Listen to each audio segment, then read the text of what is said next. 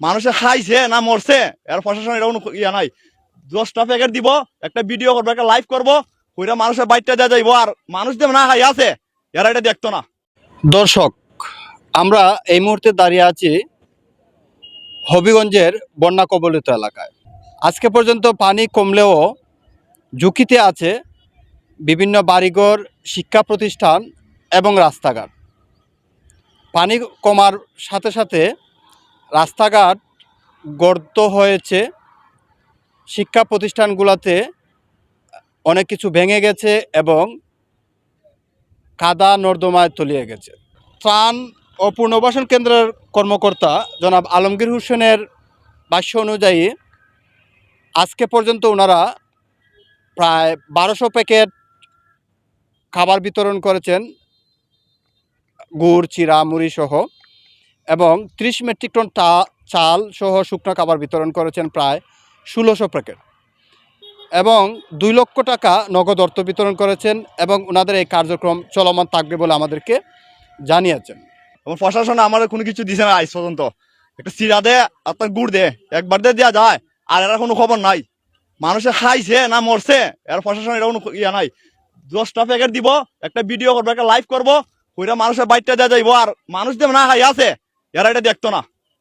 এরা অতক্ষণ এরা দেখবো, একটা ভিডিও করবো, বানায় যাইব এরা। হ্যাঁ, মানুষের দিছে, আর মানুষদের না খাই আছে এলাকার মানুষ। খুব কষ্ট হইতাছে মানুষের, এটা মানুষে দেখে না। সবাই চাই ভিডিও ভিডিও নিয়ে ব্যস্ত। 10 প্যাকেট বাঁটবো, লিখিয়া দিব 4000 ফিস বাইকটা দিছে মানুষে, এরকম এরা ব্যবহার। মানুষ না খাই আছে ঘরের মাঝে, মানুষ বাজার করতে পারতেছে না। মানুষ ঘরের মাঝে পানি, সমর পানি ঘরের মাঝে মানুষের আছে বর্তমানে। কিন্তু আমার কাছে একটা অনুরোধ, যাতে এরকম না হয়। প্রশাসনের কাছে আমার অনুরোধ, কারণ এলাকার যে ভাই বড় বড় ভাই আছে, এলাকার বড় বড় মুরব্বিন আছে, এরা কাছে যাতে খুঁজতে আপনারা না দেন, সরাসরি মানুষের কষ্ট দিকিয়া মানুষের হাতে আপনারা তুলে দিবেন, যেটা ওই দেন মানুষের হাসও দিবেন। কারণ এলাকার মানুষের কাছে দিবেন না, আপনারা কাছে অনুরোধ, দিলে এরা ফলো ঢুকাইয়ে দেয়। কিন্তু হার কতটা কিতা এটা দেখে না। 1 টাকার মাঝে 10 টাকার বড় ঢুকাইবো, 4 আনা বাইকটা দিব, তো এলাকার মানুষ অন্তত যাতায়াত করতে পারতো। কারণ কবে বাদ কবে হবে এটা কোনো নিশ্চিত নাই, এটা কোনো গ্যারান্টি নাই।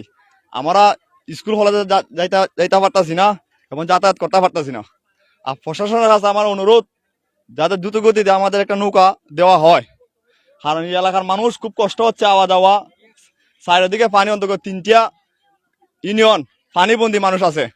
মানে কি মানুষ কিভাবে খাইবো, বাজার না করলে মানুষের খাওয়া দাওয়া পারতাছে না করতো। সমস্যাটা হয়েছে, আমার পরীক্ষা আছে, এখন আমি কিভাবে পরীক্ষা দিয়ে যাই, এই যে অবস্থা, আমি কিভাবে এই পাশ থেকে আমি এই পাশে আসি, এখন কিভাবে আমি বাজারে যাই, গিয়ে বাজার হাট করি, কিভাবে সালানি ডালানি। আমার একটা বোন আছে, জোরসান কলেজে পড়ে, তারও কালকে পরীক্ষা, সেও কিভাবে কালকে যাবে, ওই যে পরিস্থিতিটা। আমার বাড়িতে অনেক ক্ষয়ক্ষতি হয়েছে, পুকুরে মাছ পালাইছিলাম, মাছও নষ্ট হয়েছে, অনেক মাছ, আমার গরো পানি। তারপরে আমরা পরিস্থিতি অনেক খারাপ, ভয়ানক, গরো বসার মতন কোনো পরিবেশ নাই। আমরা পানি ভর্তি, 10টা গ্রাম আমাদের পানি ভর্তি আছে, আমাদের অনেক ক্ষয়ক্ষতি হয়েছে, কৃষি জমি, তারপরে ধান ক্ষেত সব কিছু নষ্ট হয়েছে। এদিকে পানি উন্নয়ন বোর্ডের নির্বাহী প্রকৌশলী জনাব সাইদুর রহমান জানিয়েছেন, পানি স্থিতিশীল আছে এবং হবিগঞ্জ সদর সহ বিভিন্ন নদীর পানি স্থিতিশীল রয়েছে, তেমন কোনো ঝুঁকি নেই। কিন্তু কুশিয়ারা নদীর পানি বিপদসীমার উপরে আছে, সতর্কতামূলক অবস্থানে আছেন পানি উন্নয়ন বোর্ড।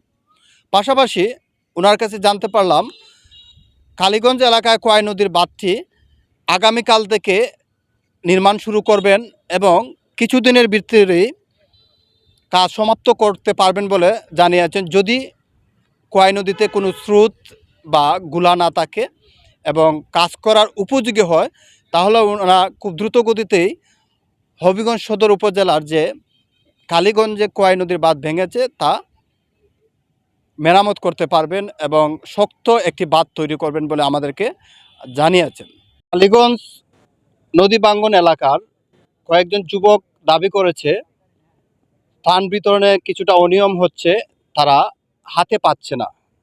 তাই প্রশাসনের কাছে দাবি করেছে কোনো মাধ্যমে না দিয়ে সরাসরি যেন প্রতিটি ঘরে পৌঁছে দেওয়া হয়।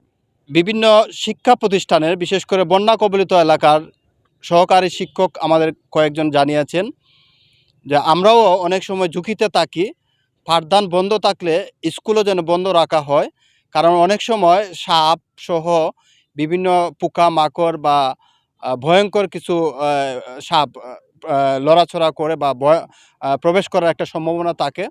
কোনো কাজ না থাকায় তারা বসে বসে সময় কাটাচ্ছেন।